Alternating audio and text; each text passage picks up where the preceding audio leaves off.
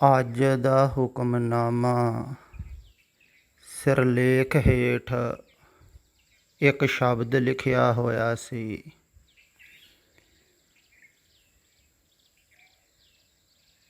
ਪਾਠੀ ਸਿੰਘ ਜੋ ਸਵੇਰ ਦੇ ਵਕਤ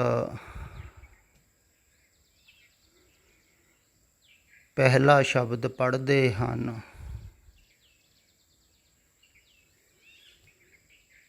ਉਹਨੂੰ ਸਿੱਖ ਹੁਕਮਨਾਮਾ ਕਹਿੰਦੇ ਹਨ।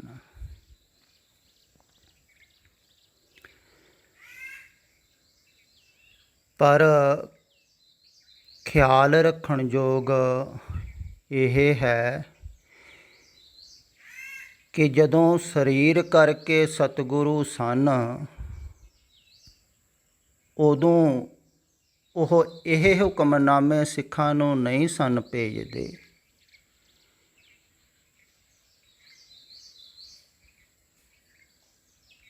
ਥੋੜ੍ਹਾ ਜਿਹਾ ਖਿਆਲ ਕਰੋ ਕਿ ਜਦੋਂ ਸਰੀਰ ਕਰਕੇ ਸਤਿਗੁਰੂ ਮੌਜੂਦ ਸਨ, ਜਿਨ੍ਹਾਂ ਨੇ ਬਾਣੀ ਲਿਖੀ ਹੈ, ਉਪਦੇਸ਼ ਦਿੱਤਾ ਹੈ, ਉਸ ਸਮੇਂ ਉਹ ਚਿੱਠੀ ਜਾਂ ਪੱਤਰ ਲਿਖ ਕੇ ਕਿਸੇ ਦੂਸਰੇ ਸਿੱਖ ਦੇ ਹੱਥ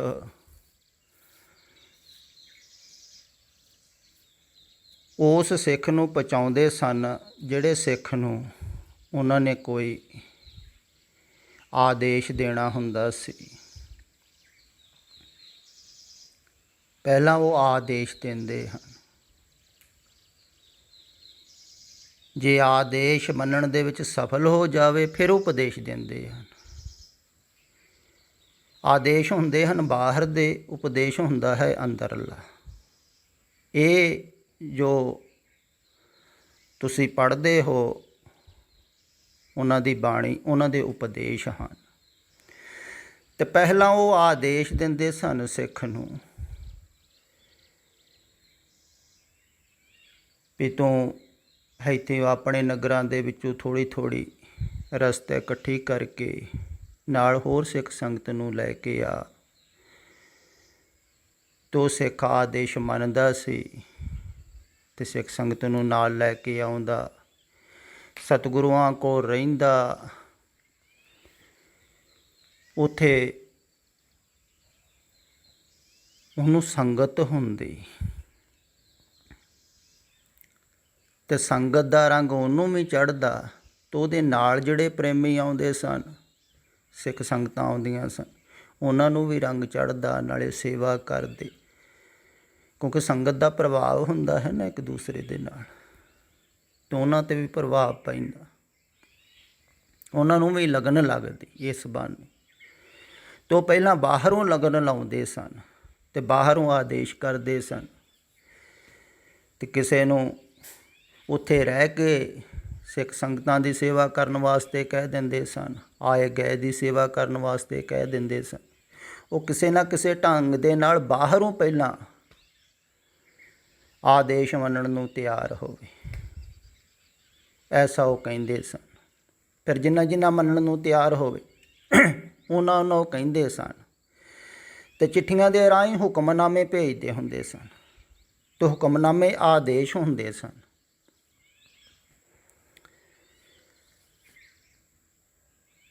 ਅਤੇ ਉਹਨਾਂ ਹੁਕਮਨਾਮਿਆਂ ਨੂੰ ਜਿਹੜੇ ਸਿੱਖ ਮੰਨਦੇ ਸਨ ਸਤ ਬਚਨ ਕਰਕੇ ਵੀ ਮੇਰੇ ਗੁਰੂ ਦਾ ਹੁਕਮ ਹੈ, ਜੋ ਸਿਰ ਮੱਥੇ ਪ੍ਰਵਾਨ, ਖੁਸ਼ੀ ਖੁਸ਼ੀ ਮੰਨਦੇ ਸਨ। ਇਹ ਨਹੀਂ ਵੀ ਉੱਪਰੋਂ ਵੀ ਹੁਣ ਤਾਂ ਮੇਰਾ ਕੰਮ ਦਾ ਟਾਈਮ ਆ, ਇੰਨਾ ਕੰਮ ਪਿਆ ਹੋਇਆ, ਕਾਰੋਬਾਰ ਕਰਨ ਵਾਲੇ ਜਾਂ ਰਿਸ਼ਤੇਦਾਰਾਂ ਨੇ ਆਉਣਾ, ਇਹ ਕਿੱਥੋਂ ਹੁਕਮ ਆ ਗਿਆ। ਜੇ ਇੱਦਾਂ ਸੋਚ ਲਿਆ ਫਿਰ ਹੁਕਮ ਨਹੀਂ ਮੰਨਿਆ। ਜੇ ਅੰਦਰੋਂ ਮੰਨ ਲਿਆ, ਅਤੇ ਜਿਹੜਾ ਮੰਨ ਲੈਂਦਾ ਇਹ ਬਾਹਰਲੇ ਹੁਕਮ, ਖਿਆਲ ਵਿੱਚ ਰੱਖੋ, ਜਿਹੜਾ ਗੁਰੂਆਂ ਦੇ ਬਾਹਰਲੇ ਹੁਕਮ ਮੰਨਣ ਨੂੰ ਤਿਆਰ ਹੋ ਜਾਂਦਾ ਹੈ, ਅਤੇ ਉਹ ਫਿਰ ਅੰਦਰਲਾ ਹੁਕਮ ਮੰਨਣ ਨੂੰ ਵੀ ਤਿਆਰ ਹੋ ਜਾਂਦਾ ਹੈ। ਅਤੇ ਇਹ ਜੋ ਉਪਦੇਸ਼ ਹਨ, ਇਹ ਅੰਦਰਲਾ ਹੁਕਮ ਹਨ। ਅਤੇ ਪਹਿਲਾਂ ਸਰੀਰ ਦੇ ਤਲ 'ਤੇ ਉਹ ਹੁਕਮ ਮਨਾਉਂਦੇ ਸਨ, ਕਿਉਂਕਿ ਬਾਹਰ ਜੀ ਰਹੇ ਹੋ ਨਾ ਤੁਸੀਂ ਸਾਰੇ, ਜਿਹੜਾ ਸੰਸਾਰ ਦੇ ਵਿੱਚ ਰਹਿ ਰਿਹਾ ਹੈ ਉਹ ਬਾਹਰ ਜੀ ਰਿਹਾ, ਸਰੀਰ ਦੇ ਤਲ 'ਤੇ ਜੀ ਰਿਹਾ, ਅਤੇ ਸਰੀਰ ਦੇ ਤਲ 'ਤੇ ਪਹਿਲਾਂ ਹੁਕਮ ਮੰਨਣ ਨੂੰ ਤਿਆਰ ਹੋਊਗਾ ਕੋਈ ਸਿੱਖ। ਫਿਰ ਉਹਨੂੰ ਮਨ ਦੇ ਤਲ 'ਤੇ ਹੁਕਮ ਦਿੱਤਾ ਜਾਂਦਾ ਹੈ। ਅਤੇ ਜਿਹੜਾ ਸਰੀਰ ਦੇ ਤਲ 'ਤੇ ਮੰਨਣ ਨੂੰ ਤਿਆਰ ਨਹੀਂ ਹੋਇਆ ਹੈ ਅਜੇ ਪੂਰਾ, ਤੋ ਫਿਰ ਮਨ ਦੇ ਤਲ 'ਤੇ ਨਹੀਂ ਮੰਨ ਸਕਦਾ। ਖਿਆਲ ਵਿੱਚ ਰੱਖੋ, ਸਰੀਰ ਨਾਲੋਂ ਮਨ ਦਾ ਤਲ ਬੜਾ ਹੈ। ਮਨ ਦੇ ਤਲ 'ਤੇ ਹੁਕਮ ਮੰਨਣਾ ਜ਼ਿਆਦਾ ਕਠਿਨ ਹੈ। ਸਰੀਰ ਦੇ ਤਲ 'ਤੇ ਬਹੁਤ ਮੰਨ ਲੈਂਦੇ ਹਨ, ਪਰ ਪਹਿਲਾ ਕਦਮ ਪਹਿਲਾਂ ਮੰਨੇ, ਫਿਰ ਦੂਸਰਾ ਕਦਮ ਉੱਠੇਗਾ।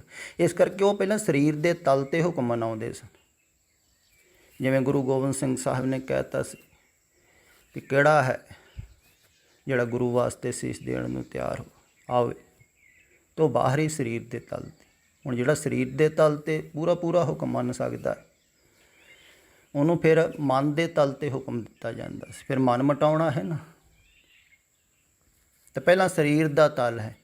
ਜਿਵੇਂ ਜਿਹੜੇ ਗਿਆਨ ਯੋਗ ਦੇ ਰਸਤੇ, ਸ਼ਬਦ ਯੋਗ ਦੇ ਰਸਤੇ, ਧਿਆਨ ਯੋਗ ਦੇ ਰਸਤੇ ਜਾਂਦੇ ਹਨ ਅਤੇ ਸ਼ਬਦ ਦਾ ਧਿਆਨ ਕਰਦੇ ਹਨ ਜਾਂ ਸ਼ਬਦ ਦਾ ਚਿੰਤਨ ਕਰਦੇ ਹਨ, ਤਾਂ ਉਹਨਾਂ ਨੂੰ ਕਿਹਾ ਜਾਂਦਾ ਹੈ ਪਹਿਲਾਂ ਬਾਹਰੋਂ ਸ਼ੁਰੂ ਕਰੋ,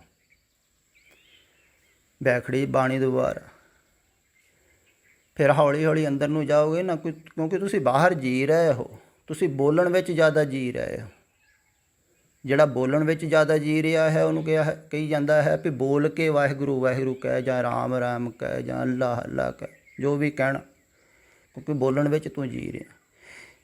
ਫਿਰ ਅੱਗੇ ਮਨ ਦੇ ਤਲ 'ਤੇ ਜੀ ਰਿਹਾ ਹੈ, ਫਿਰ ਮਨ ਦੇ ਤਲ 'ਤੇ ਚਿੰਤਨ ਚੱਲੇਗਾ ਅਤੇ ਹੌਲੀ ਹੌਲੀ ਅੰਦਰ ਨੂੰ ਜਾਵੇਗਾ। ਅਤੇ ਭਗਤੀ ਯੋਗ ਦੇ ਰਸਤੇ ਆਗਿਆ ਮੰਨਣੀ ਹੈ, ਹੁਕਮ ਮੰਨਣਾ ਹੈ ਪਹਿਲਾਂ ਸਰੀਰ ਦੇ ਤਲ 'ਤੇ, ਕਿਉਂਕਿ ਸਰੀਰ ਦੇ ਤਲ 'ਤੇ ਜੀ ਰਹੇ ਹਨ ਸਾਰੇ। ਅਤੇ ਜਿਹੜਾ ਸਰੀਰ ਦੇ ਤਲ 'ਤੇ ਮੰਨਣ ਨੂੰ ਤਿਆਰ ਹੋ ਜਾਂਦਾ ਹੈ ਗੁਰਸਿੱਖ, ਫਿਰ ਉਹਨੂੰ ਧੀਰੇ ਧੀਰੇ ਇਹ ਮਨ ਦੇ ਤਲ ਦੇ ਹੁਕਮ ਦਿੱਤੇ ਜਾਂਦੇ ਸਨ। ਇਹ ਗੱਲ ਖਿਆਲ ਵਿੱਚ ਰੱਖਣ ਯੋਗ ਹੈ। ਜਿਹੜਾ ਸਰੀਰ ਦੇ ਤਲ 'ਤੇ ਪੂਰਾ ਹੁਕਮ ਸਤਿਗੁਰੂ ਦਾ ਨਹੀਂ ਮੰਨਦਾ ਹੈ, ਤੁਸੀਂ ਖਿਆਲ ਕਰੋ ਉਹ ਮਨ ਦੇ ਤਲ 'ਤੇ ਕਿਵੇਂ ਮੰਨੇਗਾ? ਬਹੁਤ ਕਠਿਨ ਹੈ। ਅਤੇ ਉਹ ਪਹਿਲਾਂ ਹੁਕਮ ਦਿੰਦੇ ਸਨ ਸਰੀਰ ਦੇ ਤਲ 'ਤੇ, ਸੇਵਾ ਕਰਾਉਂਦੇ, ਕੋਈ ਹੁਕਮ ਲਾ ਦਿੰਦੇ, ਕੋਈ ਆਗਿਆ ਦੇ ਦਿੰਦੇ, ਕੋਈ ਆਦੇਸ਼ ਦੇ ਦਿੰਦੇ, ਉਹ ਸਿੱਖ ਕਰਦਾ ਰਹਿੰਦਾ। ਫਿਰ ਜਦੋਂ ਤਿਆਰ ਹੋ ਜਾਂਦਾ, ਫਿਰ ਉਹਨਾਂ ਨੂੰ ਇਹ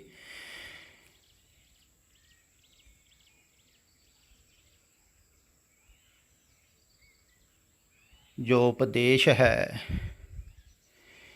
ਇਹ ਅੰਦਰੂਨੀ ਦਿੱਤਾ ਜਾਂਦਾ। ਸਰੀਰ ਦਾ ਤਲ ਦਾ ਪੂਰਾ ਹੋ ਗਿਆ, ਹੁਣ ਸਰੀਰ ਆਗਿਆ ਮੰਨਣ ਲੱਗ ਪਿਆ ਗੁਰੂ ਦੀ, ਸਰੀਰ ਦੇ ਤਲ 'ਤੇ ਆਗਿਆ ਪੂਰੀ ਹੋਈ। ਹੁਣ ਮਨ ਨੂੰ ਆਗਿਆ ਦੇ ਵਿੱਚ ਲੈ ਕੇ ਆਉਣਾ ਹੈ। ਫਿਰ ਮਨ ਦੇ ਤਲ 'ਤੇ ਇਹ ਹੁਕਮ ਦਿੱਤਾ ਜਾਂਦਾ,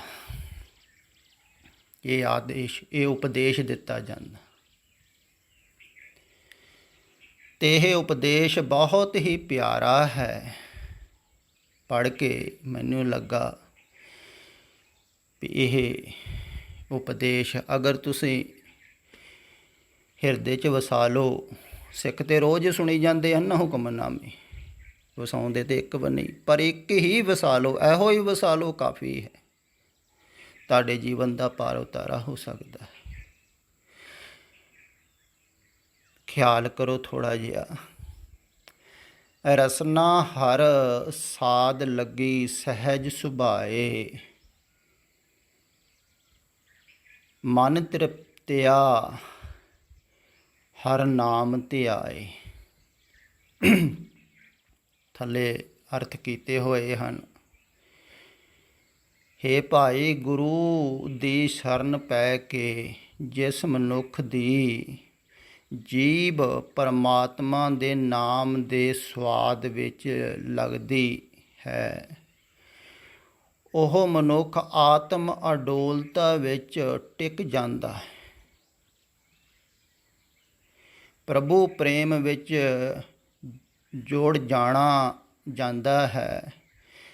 ਪਰਮਾਤਮਾ ਦਾ ਨਾਮ ਸਿਮਰ ਕੇ ਉਸ ਦਾ ਮਨ ਮਾਇਆ ਦੀ ਤ੍ਰਿਸ਼ਨਾ ਵੱਲੋਂ ਰੱਜ ਜਾਂਦਾ ਹੈ। ਮੈਂ ਅਰਥ ਇਸ ਕਰਕੇ ਵੀ ਪੜ੍ਹ ਰਿਹਾ ਹਾਂ ਵੀ ਮੈਨੂੰ ਕੁਛ ਕੁ ਅਰਥ ਇਹਨਾਂ ਦੇ ਬੜੇ ਹੀ ਪਿਆਰੇ ਲੱਗੇ ਹਨ। ਉਹ ਇਹ ਹੈ ਵੀ ਨਾਮ ਦੇ ਵਿੱਚ ਕਿਹੜਾ ਜੁੜ ਜਾਂਦਾ ਹੈ? ਮਨ।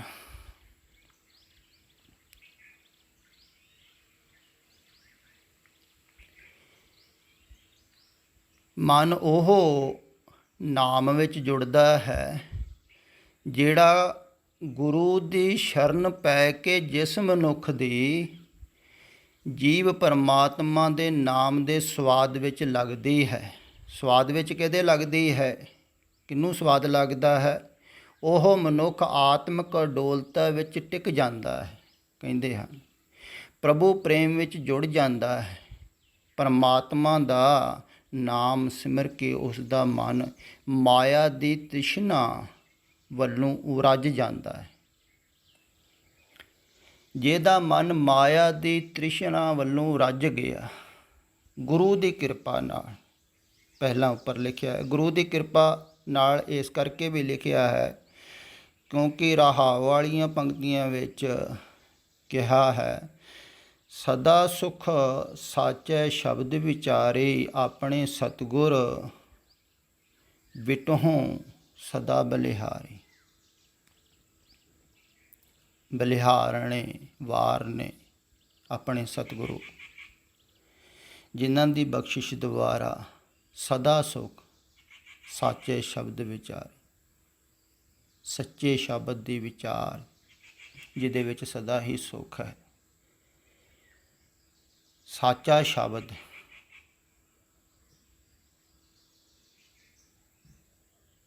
ਸਾਚਾ ਸ਼ਬਦ ਉਹ ਹੈ ਜਿਹੜੇ ਸ਼ਬਦ ਦੁਆਰਾ ਸੱਚ ਦੀ ਯਾਤਰਾ ਹੋ ਸਕੇ। ਖਿਆਲ ਵਿੱਚ ਰੱਖੋ, ਸਿੱਖ ਅਕਸਰ ਕਹਿੰਦੇ ਹਨ ਨਾ ਸੱਚੀ ਬਾਣੀ ਤੇ ਕੱਚੀ ਬਾਣੀ।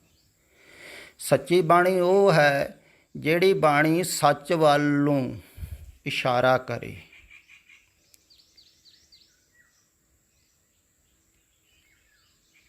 ਸੱਚ ਸ਼ਬਦ ਉਹ ਹਨ ਜਿਹੜੇ ਸ਼ਬਦਾਂ ਦੁਆਰਾ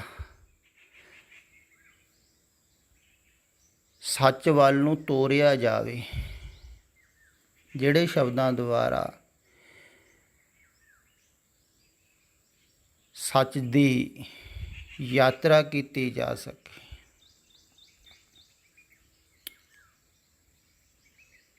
ਝੂਠੇ ਸ਼ਬਦ ਉਹ ਹਨ ਜਿਨ੍ਹਾਂ ਸ਼ਬਦਾਂ ਨੂੰ ਸੁਣ ਕੇ ਤੁਹਾਡਾ ਖਿਆਲ ਝੂਠ ਦੇ ਨਾਲ ਜੁੜੇ, ਸੰਸਾਰ ਦੇ ਨਾਲ ਜੁੜੇ। ਜਗ ਰਚਨਾ ਸਭ ਝੂਠ ਹੈ ਜਾਣ ਲਿਓ ਰੇ ਮੀ। ਕੱਚੀ ਬਾਣੀ ਹੈ ਉਹ ਜਿਹੜੀ ਸੰਸਾਰ ਦੇ ਖਿਆਲ ਨਾਲ ਜੋੜੇ। ਸੱਚੀ ਬਾਣੀ ਉਹ ਹੈ ਜਿਹੜੀ ਪਰਮਾਤਮਾ ਵੱਲ ਨੂੰ ਪ੍ਰੇਰਿਤ ਕਰੇ, ਸੱਚ ਵੱਲ ਨੂੰ